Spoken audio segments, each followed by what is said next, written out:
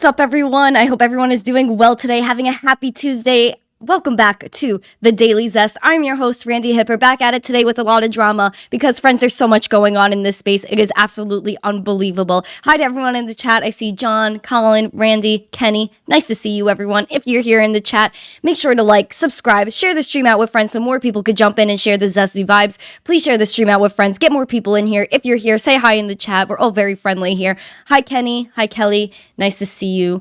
Guys, there is so much going on today. Oh my sheesh. So, KG. Welcome, KG. Nice to see you. Friends, there's so much drama. I'm going to unpack it all for you. As always, before we jump into the news, I'm going to share some stuff about the markets. Hi, Alberta. Nice to see you. Welcome to the show. Okay, one moment, friends. Let's screen share. Boo. Friends, Bitcoin this morning made a move since yesterday. We always like to see zesty moves. I'm happy to see the market moving today. Actually, I'll drop some alpha for you, friends. Today at 4 p.m. Eastern, I'm going to have the one and only Gat Soloway joining me at 4 p.m. Eastern.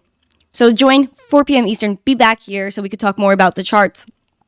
For right now, Bitcoin is sitting at $17,768. Past 24 hours, we've seen a 4% move. Happy to see it. Look at this little green. Look at the green. Look at the charts. I'm so happy. I love to see green candles. We have a nice rise over the past week. We've been seeing this build up. Wow, look at this movement in the past 24 hours. Most of it happened in the last 12. But here we go. Ethereum up 5.67% for the past 24 hours. Guys, this is like all the week's moves in like one day. Litecoin even had a nice move up 4% at $78 right now. So that was your quick market roundtable. Let's jump into the news. Twitter Blue, if you guys have been wanting to get that check mark, they're back. Twitter Blue is now available for $8 a month on the web or $11 a month on iOS. Wanted to just shout that out. A lot of people wanted to get the blue check mark, so you guys could go check that out. You could get some nice tweeter perks. As always, we talk about Elon Musk on this show, and of course, we were looking at the Twitter files. The next series of the Twitter files was released yesterday. It was pretty spicy. It was literally once we wrapped up here that this came out. So we could have done even a live Twitter files if I was on for 20 minutes longer. This was about the removal of Donald Trump from Twitter. And I don't like to get political. I don't really care about politics. However, I thought it was pretty interesting how, they literally said in and out of Twitter that Trump straight up didn't violate any rules, yet they just had to ban him. So I thought this was pretty interesting. If you guys want to read that, it says, but the Twitter staff assigned to evaluate Trump's tweets quickly concluded that he had not violated any Twitter policies. I think we'd have a hard time saying this is incitement, one staffer wrote. How this came about was really weird. So if you guys actually want to go check out the Twitter files, I definitely recommend you do that. Even this is not even just about Trump, right? This is about everyone.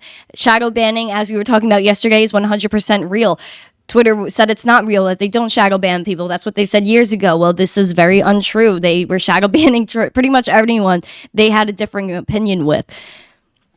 Wanted to shout that out. So definitely keep up with the Twitter files. Even Elon said, under pressure from hundreds of activist employees, Twitter deplatforms Trump as sitting U.S. president, even though they themselves acknowledge that he didn't violate the rules. Friends, in this type of market, we're going to see people come back. And it's very weird to see them come back after what they've done in this space, essentially. If you guys didn't see, there's some weird stuff happening. Alex Mashinsky was back on Twitter yesterday, and he wrote, if you use Swan Bitcoin, which is, I believe, a Bitcoin-only exchange, then you need to remove all your coins from them. Your data got hacked. These are the guys who organize fun on Celsius. So Alex Mashinsky is warning you guys to remove your coins and keep custody. Very ironic. On top of that, another CEO, Paxful CEO, preaches self-custody and advises against crypto exchange. So I thought this was pretty interesting as well. Ray from Paxful, he said they'll be sending an email every week strongly advising our people to never keep savings on any exchange, including Paxful. This is the way. Self-custody your savings always. This was pretty crazy. He wrote, My sole responsibility is to help and serve you. That's why today I'm messaging all of our Paxful users to move your Bitcoin to self-custody. You should not keep your savings on Paxful or any exchange and only keep what you trade here. This is pretty interesting. So now even CZ Binance, if you've been looking, he always promoted self-custody. I think it's okay for these exchanges to promote self-custody. I think it makes them look better. So what are you guys saying in the chat? What do you guys think about this push from Alex Mashinsky and Paxful CEO for self-custody? Wow, there's so many people in here. Hello. Jim, nice to see you. Daddy-o. Yeah, guys, make sure you answer that poll I put in the YouTube chat. Are you happy about SBF being arrested? Let me know. We're going to jump into the FTX drama right now because I don't know, man. This is absolutely insane to me. I don't know what's going on, to be quite frank. In summary, like the Paxful CEO was saying, even Alex Mashinsky at this point, keep your crypto off of the exchanges. Don't trust anyone but yourself. If you're trading, yes, keep your crypto on an exchange. There's no reason to move it if you're actively trading it. However, if you are stacking, you're hodling, you're saving up, do not keep anything on an exchange. The reason why we're in Bitcoin, why we're in cryptocurrency is to be our own bank. We didn't believe in the previous system, the TradFi, the banks, and all this blah, blah. We believe in crypto. Self-sovereignty, being your own bank. This is what we're here for. So whether that's any exchange, keep your crypto off of it. Take it off. If you have a substantial amount of money that matters to you, that you don't want to lose, that you don't plan on selling, remove it. Remove it. Oh, who else is here? I see a new person in the chat. Montosa, hi from San Diego. Well, hello. Nice to see you. You're in some nicer weather than I am. I'm freezing over here. I am freezing. Okay, friends. Let's jump into the FTX contagion. Apparently, Sam Bankman-Fried was arrested in the Bahamas yesterday evening. Was he really arrested? I think so. FTX founder Sam Bankman-Fried was arrested by Bahamian authorities Monday evening after U.S. Attorney for the Southern District in New York shared a sealed indictment with the Bahamian government, setting the stage for an extradition and U.S. trial for the one-time crypto billionaire at the heart of the cryptocurrency exchange's collapse. His arrest is the first concrete move by regulators to hold individuals accountable for the multi-billion-dollar implosion of FTX last month. So we were covering this as well. Before this was announced, he was asked to testify virtually before the House of Financial Services Committee on Tuesday, today. But his attorneys told CNBC that he's not going to go. Rep. Maxine Waters, who oversees that committee, she said she was surprised at his arrest and disappointed that the Congress would not be able to hear from him on Tuesday. Now, if you guys have been watching, Maxine Waters and SBF have been going back and forth on Twitter. We've been covering it constantly. SBF is like, no, I'm not going to come. And then all of a sudden, he was going to testify over Zoom today, over the interwebs. All of a sudden, he gets arrested. Weird. Look at this. I thought this was pretty interesting, too, from this article. A spokesperson for the U.S. Attorney's Office in Manhattan confirmed SBF had been arrested in the Bahamas, but declined to comment on the charges. Why? Why can't we know what the charges are? Or why didn't they comment on it? Why couldn't they elaborate? What do you guys think? Do you think this is a suspect arrest? How ironic is it that he was supposed to just testify in front of Congress today after this whole big press tour, which he was on Twitter Spaces yesterday, literally playing video games on his phone, on his computer, whatever he was on, clicking and clacking, friends, and then he gets arrested. So right now he's not playing League of Legends. He must be sitting home, or I don't know, in a jail cell somewhere. Hi, Ollie. Nice to see you. Friends, this is actually what I found right before I came on the show. From Bloomberg, over in the Bahamas, Sam Bankman-Fried has made his first court appearance since his arrest on Monday. The hearing is in Nassau. This is in the Bahamas, the first step in a legal process that may result in SBF being extradited to the U.S. So this was some footage from this morning, just outside of where he was, the courthouse in the Bahamas, where he's apparently present for his arraignment hearing. Again, like, I didn't see any sort of visual of SBF in this video. All I'm seeing is scary guns and people standing outside of a building. Look at these guns, man. They're huge. That's a scary gun. Friends, I'm scared of the guns. But guys, we have to understand that this is really sus. If you're moving on, on top of this whole hearing, okay, so SBF gets arrested. There's a hearing going on right now, which I'm going to get into. Yet this came out yesterday that was sus. He said apparently Sam Bankman-Fried and FTX's inner circle had a secret group chat on Signal named Wire Fraud, which is pretty ironic. SBF, his last tweet was actually about this. So SBF's last tweet as a free man, if you take a look, he was reacting to a tweet concerning the Wire Fraud group chat. And SBF said, if this is true, I wasn't a member of that inner circle. I'm quite sure that it's just false. I've never heard of such a group. Go check your phone. I could go check my phone right now and see what group chats I'm in. Friends, this is... Even Ashley. Hold on. She even commented. She said, literally no one believes you anymore. And it's true. How could we believe you? If this is what you're playing League of Legends or whatever you're playing on your computer, as we're trying to ask you about real life questions. SBF doesn't even feel the severity of the situation. It was like he didn't even care. Menho, nice to see you. Cash Cats, nice to see you. Friends, Daddy-O made a good point too. He said he talked too much as a free man. They couldn't allow that. I mean, listen, I guess they allowed him to talk like that, right? Because obviously someone had to know he was going on these Twitter spaces. They had to know everything. So I think they did know. I think this was just to get out of testifying in court, but doesn't he have to go to court at some point? Speaking of Alameda FTX, this gets weirder. Alameda Research borrowed FTX customer funds without limits, according to court documents. This is insane. So the testimony of FTX CEO John Ray III, which I'm going to get into John Ray, it includes some shocking revelations about the nature of the cryptocurrency firm. It showed that Alameda Research borrowed FTX customer funds for trading and investment without any limits. The Ray's testimony emphasizes what the CEO refers to as an unacceptable management practice within the company. Moreover, the statement uncovers just how easily accessible customer assets were to FTX's sister platform, Alameda Research. Oh, it's so funny. FTX was like, Sam was like, I don't know what I did with anything. We don't know, blah, blah, blah. You literally commingled funds. I saw this really great post from from Becky Quick. She's from CNBC. She's always on Squawk Box every morning if you want to give her a nice follow. She was putting up some documents from the SBF court case. This was something that she highlighted. Attempting to maintain public and investor confidence in FTX, SBF tweeted on November 7th, FTX is fine. Assets are fine. FTX has enough to cover all client holdings. We don't invest in client assets, even in treasuries. We have been processing all withdrawals and will continue to be. That tweet was false and misleading, and SBF later deleted it.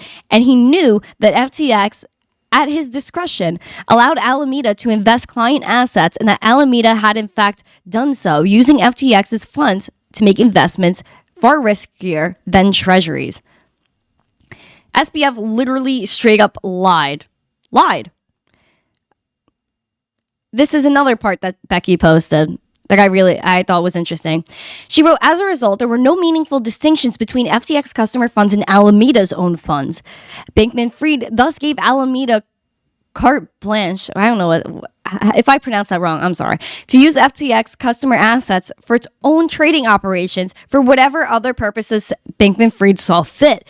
In essence, SBF placed billions of dollars of FTX customer funds into Alameda. He then used Alameda as his personal piggy bank to buy luxury condominiums, support political campaigns, and make private investments, among other uses. None of this was disclosed to FTX equity investors or to the traders on the platform. Friends, what does this even mean? What it means is that SBF just used money. It doesn't even matter. He said, customer funds are safe. We're all okay. Yada, yada.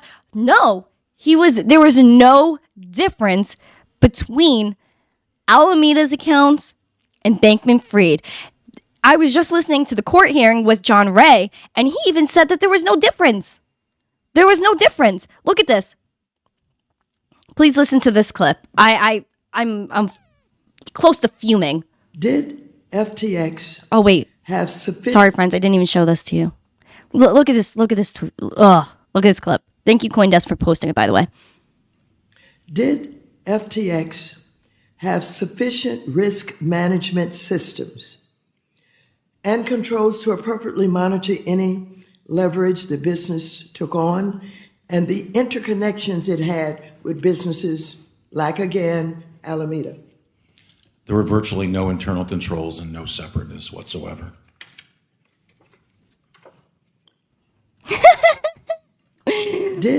So there were no internal controls, no separateness between FTX and Alameda.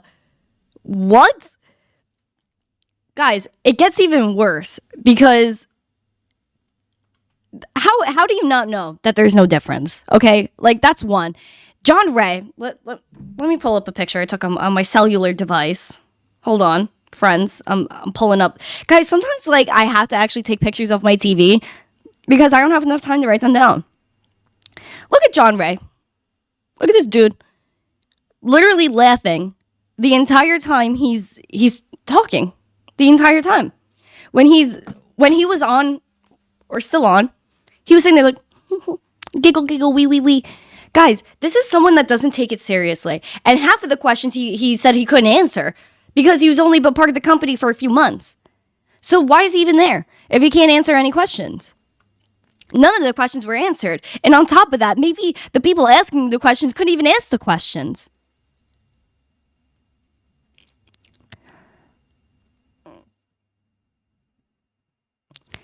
Yeah, I just don't get it. Yeah, exactly, Kenny. The stupid smirk he had. I was watching. It was hard for me to watch this hearing. I was trying to prep for the show. It was hard for me to watch it because he wasn't answering any questions. He was lying. Not lying. He was laughing the entire time. And then I got another quote. Gary Gensler said, "We allege that Sam Bankman-Fried..." I had to take a picture of my screen again. "We allege that Sam Bankman-Fried had built a house of cards on a foundation of deception while telling investors that it was one of the safest buildings in crypto." Now, Gary Gensler is talking about this, yet he had meetings with SPF. This is known. He had meetings with SPF. How did you not know after meetings with him that this was a house of cards built on a foundation of deception? Weren't you a part of that deception? Daddy-o. Yeah, this is orchestrated. 100%. 100%. Why would he get arrested now when out of this past month or two that this contagion has been going on? No one touched him. He's playing League of Legends on his computer. Now, all of a sudden he had to testify today, but he gets arrested. It doesn't make any sense to me. And I'm not trying to be a conspiracy theorist. I'm just stating the facts. Like, what is actually happening? Exactly, Kenny, treating it like a joke. Treating it like a joke.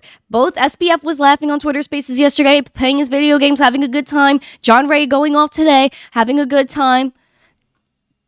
Please take a look at this as well. Blockchain Bray, nice to see you, man. I'm sorry if I'm yelling right now, friends, but I'm just a little spiced right now. I'm a little spiced, to say the freaking least. I'm a little spiced. Take a look at this.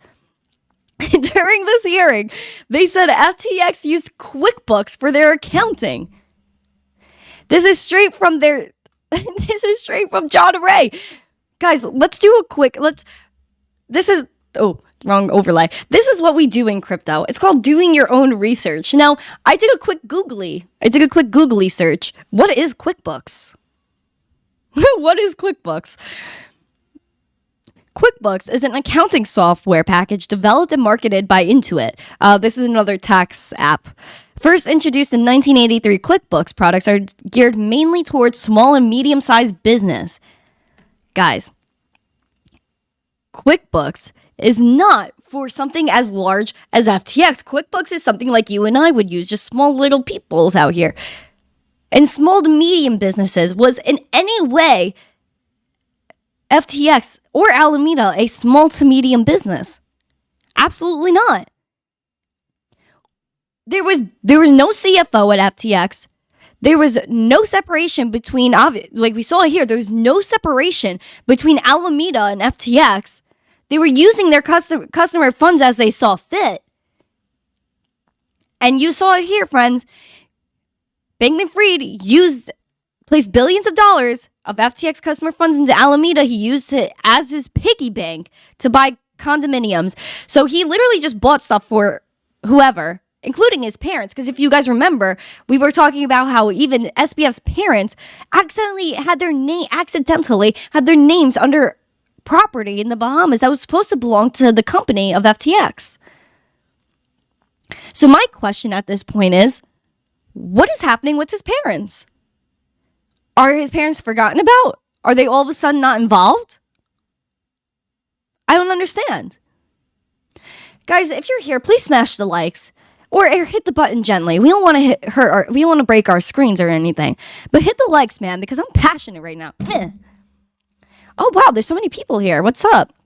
D&B, Dale, nice to see you. Why pay one? Oh, that was a weird question. Bitcoin Gypsy, nice to see you.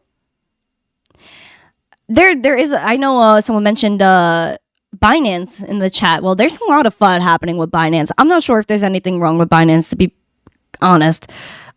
If you're in CZ's position where, one, you invested in Twitter, two, you're one of the only exchanges still running internationally within the US, of course there's going to be fun. Of course they're going to throw things at you, because why?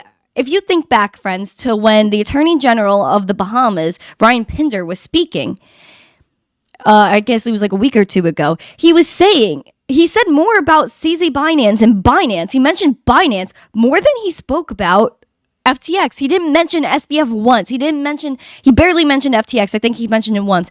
But he mentioned Binance more than that. Why? Because they're fudding. And if you look at Ryan Pinder, who he's associated with, he was associated with Delta Bank, who's associated with Tether, and who is very much intermingled with FTX and Alameda.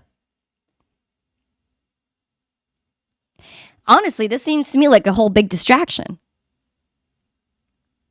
Exactly. That's a great thing, Bray, that you brought up as well. That Bray said, I think they're fudding so people can sell and they can buy. Here's the thing. Now, if you look, let me actually see if I could find the article. Because there's a ton of people withdrawing from exchanges right now. Okay, here's an article I could show you guys. 1 second. I'm gonna pull it up. I'm gonna pull up the facts. Because I'm not gonna bring up anything else that's not facts. I'm bringing to you the real stuff. The real stuff. Take a look. Even if you look at Binance, right? Their withdrawals hit $1.9 billion in the last 24 hours. So, friends, I think they temporarily halted the withdrawal of USDC. However, $1.9 billion is a lot of money to be withdrawn. I'm telling you, if this is what was happening with any other exchange, I'm not sure if they would handle the volume. People are withdrawing their Bitcoin, they're withdrawing their cryptocurrency because, again, nobody trusts anybody, and that's a good thing. Don't trust anyone. Also, Binance has been putting out proof of reserves. I know a few other exchanges have been putting out proof of reserves. I guess this helps. Friends, you have to withdraw from exchanges. Take your crypto, put it into your own wallet, whether that's something like a ballet or whatever it is. Withdraw your funds. Keep them safe. It's really insane. Insane. $1.9 billion withdrawn from Binance. Straight up, just because people want to keep their stuff safe. And they should be able to do that. Friends, we're going to come a point where, and I don't mean to FUD, I don't want anyone to panic, but there's going to be a day where there might be a Bitcoin shortage, where people won't be, listen, face it, by the next bull run, everyone's going to try to buy Bitcoin. People are going to be racing to buy Bitcoin because they missed this time where they should have been stacking, right? Not financial advice. However, there's only 21 million Bitcoin in the world. Not even all of those are mined yet. Some are lost, and a lot of them are on exchanges. Guys, if you there's going to come a point where you won't be able to withdraw your crypto from the exchange because they might not have the Bitcoin. And there's going to be such a high demand. Now, what's next? What coin or token comes next? That's something that you guys might have to answer. But what I'm trying to say is that there's going to be a race for Bitcoin. There's only going to be 21 million in the world. How many people are there in this world? You guys could do the math yourselves, do your own research. It's important, it's imperative that you make sure you custody your assets. O.M. Pong. Ampong? Nice to see you. Hot wallet recommendations. Let me look at my phone. Because I have like a list here.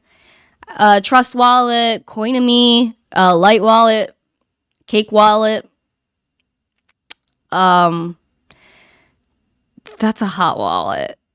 Ballet is like in between hot and cold. If you're looking at Satoshi's, Wallet of Satoshi is good. ZBD is good. Blue Wallet is a good. What else? If you're looking at something like a Twitter tip bot, CoinKit is pretty cool. I think that's all I got off the top of my head. So let me know if you got all of that. Jay, hi, nice to see you. Yeah, exactly, get off the exchanges. If you don't know how to do it, then learn it. Don't panic. Do your due diligence. Friends, after this year, if you are still keeping your crypto on an exchange and you're not trading it, you're doing something wrong. Take your crypto off of the exchange. Take the time. I'll take the time right now. Friends, if you are worried about taking your crypto off of the exchange, you're worried about moving it, well, welcome to Randy's School of Self-Custody. Today, I'm teaching you how to download a wallet. Go to your favorite app store, download a wallet. It could be Trust Wallet, Coinomi, any of the ones that I just named. Once you download that app, you will get something called a list of recovery words or seed phrases. Both are the same term. Once you see those, you take out a piece of paper, you write them down in order exactly how they're laid out. The next screen will most likely be confirming those words in that order. You keep that piece of paper so safe. You make multiple copies of it. If you feel zesty, give a copy to somebody that you trust the most. Maybe put in a safety deposit box in a bank if you even trust those anymore, because you really can't even trust those. Make sure you have multiple copies. There are other products that will help you keep your recovery phrases safe. Besides that, I know CryptoTag. If you guys know about CryptoTag, shout out to CryptoTag. It's basically a metal thing that you could put your phrases in and keep that safe. So that's basically that they can't burn, they can't be damaged by water. Keep those recovery phrases safe. Now, once you get past that part of writing your recovery phrases, you're in your wallet, you'll be able to see that there are already some coins there by default. For example, if you see Bitcoin, you could tap on Bitcoin. You'll obviously have a zero balance since it's a new wallet. You'll have a button that says send and receive. If you want to receive, hit that receive button. Most likely a QR code will come up and an address attached to that. So you could click and copy an address, send it to your friend, take a screenshot of that address and send it to your friend. And there you go. You're able to receive Bitcoin. And the same thing applies for when you send it. If you go to send Bitcoin, then you'll be able to enter the USD amount or whatever currency you're currently natively using versus Bitcoin, or you'll be able to send in Bitcoin, like 0.01 BTC, for example. Once you're in that wallet, then you're all good. You can send and receive crypto. For the love of cryptocurrency, for the love of your value, please keep those recovery phrases safe. So that was your mini guide on how to self-custody on a hot wallet. Hot wallets are mobile wallets. So make sure you have those recovery phrases written down. That's the most important thing. That's the only thing you should care about. Because same thing applies for cold wallets. If you happen to lose your phone, if you happen to lose your cold storage device, then you take those recovery phrases, you download the app again on a new device, or you get a new cold storage device, you enter those phrases that you have on that piece of paper, then all of your funds come back. So you'll be safe. The most important things are those words. It's not even the app that's important, it's the recovery phrases. So I hope that helps. Take the time, do your own research. It'll take, for Bitcoin especially, it'll take a few minutes to confirm. But you got it.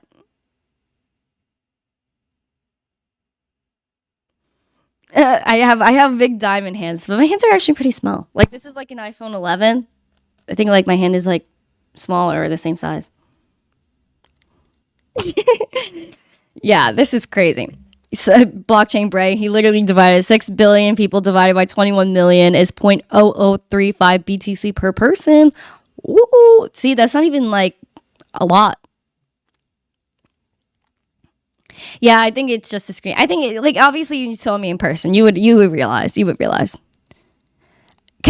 Yo, this guy, why pay one?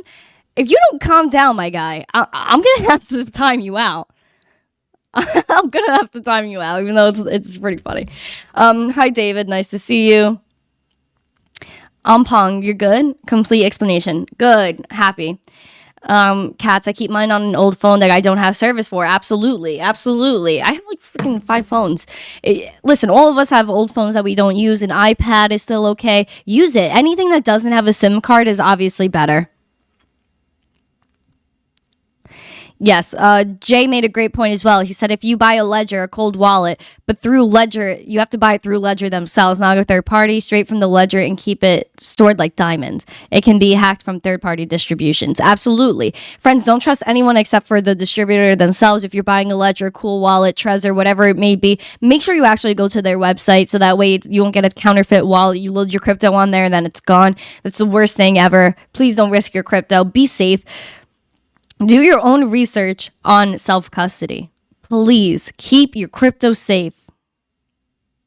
Blockchain Bray, El Salvador will have a greater economy than the US soon. It might be, that's what I've been saying. And I not that they're going to have a better economy, but what I've been saying lately is that people that embrace Bitcoin, especially countries, are going to win. And that's because Bitcoin, of course, is increasing in value. El Salvador has been stacking relentlessly and they want to use renewable energy to mine Bitcoin, which is great.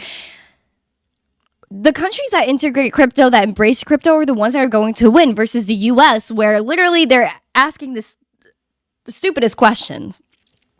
They're like, oh, what about Dogecoin? And if I buy Dogecoin and boopity bop, like, please, these people need to ask. We need crypto representation in these type of hearings that John Ray is at right now from FTX. We need crypto representation. We need people that know crypto so that we can ask these people the right questions and that they can't talk around us. Because that's what's literally happening right now.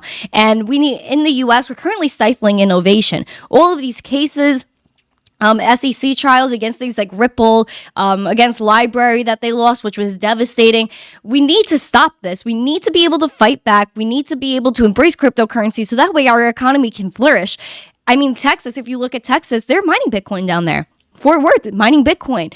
Other cities are mining Bitcoin. Other states are going to want Texas. They were literally talking as a state. They want to open it up the doors for crypto mining, for people to let their businesses flow because that's what's going to bring money in. It's good for the people. Self-sovereignty. If, I don't think anything's more American than Bitcoin. Freedom, censorship resistance. That's what Bitcoin represents. That's what crypto represents. And we need to start embracing it. Until something like Aleph said, a hamster coin comes out. Hi, Ken's Log. It's nice to see you. Yeah, guys, we have to be careful. You have to practice self-custody. As I always say, friends, we're all going to make it. Don't fret. Don't be scared of the FUD. This is going to pass just like everything else. When Mt. Gox originally went down, that was where 90% plus of the volume was going in crypto. Being used was on Mt. Gox. That was the main exchange, and we still built back from that. And the crypto space is so beautiful now. So many vibrant communities, so many people joining in and creating new things. And don't forget about the institutional money that's coming in. JP Morgan has his patent already done and settled for his crypto wallet. Fidelity opened up crypto trading to retail investors. Friends, there's some good stuff going on. Don't ignore it. Don't ignore it. John Ivy, Zesty AF, yay, Zesty. Ken's Log, yeah, hi friend. Make sure to follow him on Twitter. Colorado Trader, Zbugs, no Zbugs. I don't want Zbugs. That's why I'm talking about this right now, friend, because I don't want Zbugs. I will not eat a bug. I'm telling you right now. And you could clip it and show it to Mitch Ray because I know he keeps trolling me on Twitter. He was tagging me in things yesterday. I will not eat a bug. Mitch Ray will eat a bug, so you should go and talk to him about that. He would love that. He'll eat all the bugs while we eat the steak. No bugs. We are not here for bugs. I won't eat a bug. If you guys like to eat bugs, then like that's fine. Like I guess protein in some of them. It's personally not my thing. I like chicken wings. I like pizza. I like steak. I love a burger. My tummy's rumbling right now. I would love a burger. That would be so great. Manny, hit the likes, but no bugs. Yes, hit the likes, please. Hit the likes. Show me some love. I'm actually going to be on Twitter Spaces in 20 minutes with Bitcoin boy Izzy. If you do not know Izzy, he's currently 13 years old, and he's so adorable. And I really do love the kid. So if you guys, he actually has a goal of hitting 2,000 followers. If you guys could give Izzy a follow, it would really be awesome. He's such a sweet kid, and I'm gonna be dropping I'll be dropping alpha with him in 20 minutes. So 13-year-old boy, jump on Twitter Spaces, hang out with us. That's his Twitter in the live chat. John, you need some DOP pizza. Literally, I love pizza. I love Brooklyn DOP. That place is so good. I did a video, if you guys didn't see, I put a video up on me eating this pizza, and you can literally hear the crunch at the end. Ooh. I might go there again this week, now that you're saying it. My schedule's crazy today, but maybe sometime this week I'm going to go. So actually, Dale, I think there's a way there is a way to access your Bitcoin without the internet. I would do your own research on that. Thank you, Jay, for pressing the like. I appreciate it, man. Manny, Thursday pizza night. Every day is pizza night. I eat pizza like 5 times a week. Blockchain Bray, a burger with bacon and pimento cheese. Pimento? You know, I really do love burgers. There's one at this place. It's called Bonnie's, and they have their Bonnie's burger. And let me tell you what's on it, because it's so good. And I know it sounds messy. It's because it is.